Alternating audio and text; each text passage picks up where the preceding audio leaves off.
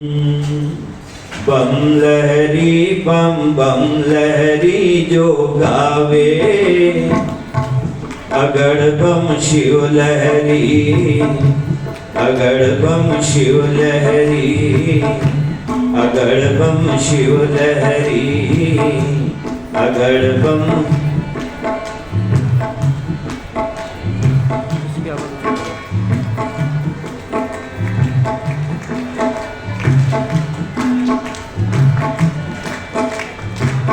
गंगा की लहरें बोले, आपकी आवाज हमारे पास तक ही नहीं आ रही है, शंकर जी तक पहुंचानी है। गंगा की लहरें बोले, गंगा की लहरें बोले, शिव जी को डमरू बोले, शिव जी को डमरू बोले, लहरी बम बम लहरी जो गावे, लहरी बम बम लहरी जो गावे, अगड़ बम शिव लहरी, अगड़ बम शिव लहरी, अगड़ बम शिव लहरी, अगड़ बम शिव लहरी। बोलो शंकर भगवान की जय।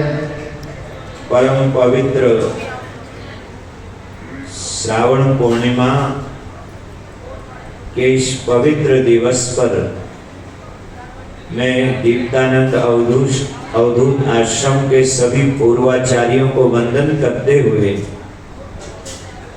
आज आश्रम का वार्षिक उत्सव बड़े हर्षोल्लास से मनाया जा रहा है। देखो, ये जो रक्षाबंधन है, हमारी भारतीय संस्कृति में रक्षाबंधन का विशेष महत्व है। महाराज जी, हमारे यहाँ कोई भी हम पूजा करते हैं तो सबसे पहले पंचांग पूजन होता है, और पंचांग पूजन में उसका जो एक अंग है उसको है रक्षा विधान। सबसे पहले गणपति पूजन होता है, गणपति पूजन के बाद कलश स्थापन होता है, नांदी मुख श्राद्ध होता है, और उसके बाद फिर रक्षा का विधान है। और वो रक्षा पूर्व काल में अगर हम शास्त्रों को उठाएं तो वैदिक ब्राह्मण रक्षा सूत्र बांधता था। वैदिक ब्राह्मण घर घर जाकर के रक्षा सूत्र बांधता था। हर घर से ये आवाज आती थी कि ये न बद्धो बलि राजा दान बेंद्रो महाबलो। अब इस श्लोक का जो अर्थ है ना, अगर हम इसकी गहराई में जाएंगे तो इसका अर्थ कुछ और निकलता है। जैसे लक्ष्मी जी ने, अब लोग, क्योंकि जब तक शास्त्र को हम ठीक से सुने ना समझे ना, तब तक बात बनने वाली नहीं है। मैं पूज्य स्वामी देवानंद जी महाराज को साधुवाद देता हूँ। मंत्र तो बड़ा सुंदर है ये कि ये न बद्धो बलि राजा दानवेंद्रो महाबलो तेन त्वाम प्रति बदनामी, और रक्षे माचल माचलो। ब्राह्मण आशीष देकर के जाता था। ब्राह्मण घर में आता, रक्षा सूत्र बांधता, आशीष देकर के जाता, और एक वर्ष तक श्रावण पूर्णिमा से लेकर के श्रावण पूर्णिमा तक वो जो रक्षा सूत्र है, अब इसको कितनी बार घुमाना चाहिए, इसमें गांठ कितनी देनी चाहिए, इसका भी पूरा विधान है।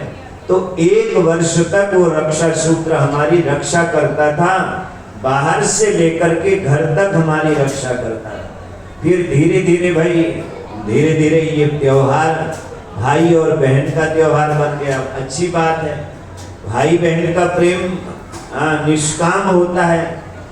एक ही जगह पर बैठते हैं, एक ही जगह पर भोजन करते हैं, लेकिन कभी भी दोनों के मन में विकार नहीं आता। जहां मन में विकार नहीं आए तो समझ लो वो भाई और बहन का पवित्र रिश्ता है। धीरे धीरे इसको लोग कहने लगे राखी आ गई। अच्छा है, भाषा बदली, राखी आ गई। पहले ब्राह्मण बांधता था, फिर ब्राह्मण से तो बंधवाना छोड़ दिया, आज भी हम प्राचीन मंदिरों में जाते हैं महाराज जी, प्राचीन मंदिरों में जाकर के लोग जब पूजा करते हैं, चाहे मनसा देवी जाएं, चाहे चंडी देवी जाएं, चाहे दक्षेश्वर महादेव में जाएं, वहां भी आज लोग कहते हैं पुरोहित जी आप हमको रक्षा सूत्र बांध दो, क्योंकि आज के समय में सुरक्षित रहना बड़ा कठिन है। आज तो बच्चा घर से बाहर निकलता है, माँ चिंतित रहती है कि सकुशल घर में आ जाए। सड़क में इतनी भीड़ है, बाजार में इतनी भीड़ है, और आजकल तो पहले तो कोई किसी से टकराता था, सुनते थे, आज तो कब कौन किससे टकरा जाए कोई भरोसा बोलो। इसलिए हर समय हाथ में वो जो मौली थी, ध्यान से सुनना, जिसमें 3 फेरे दिए जाते थे और जिसमें 3 गांठ लगाई जाती थी। हमारे यहाँ ब्रह्म गायत्री का भी विधान है। ब्रह्म गायत्री में भी 3 पल्ले होते हैं, 6 पल्ले होते हैं, और किसको 3 पल्ले वाली धारण करनी चाहिए, किसको 6 पल्ले वाली, उसका भी विधान है। चलो अपन उसमें न जा करके हम ये रक्षाबंधन, जिसको आप अपनी भाषा में कहते हो, श्रावण पूर्णिमा के दिन ऐसा क्या घटा, श्रावण पूर्णिमा के दिन ऐसा क्या हुआ कि एक त्योहार बन गया, श्रावण पूर्णिमा उत्सव बन गया। और आप देखिए आज के दिन, क्योंकि सरकारों ने क्या किया पता है, आज हर स्टेट में सरकारों ने बोले, पहले तो ये कहते तो बहनें फ्री में यात्रा करेंगी, अब बोले भाई भी फ्री में यात्रा करेंगे, बोले दोनों को फ्री में वो मिलेगी। बस में जा रहे हैं, रक्षा सूत्र बांध रहे हैं। आज बहन भाई के हाथ में रक्षा सूत्र बांध रही है। ये परंपरा चली कहां से, ध्यान से सुनना। जब राजा बलि सुतल में चले गए, आप देखिए आज का जो दिन है, आज का दिन देने का है, आज का दिन लेने का, बोलो।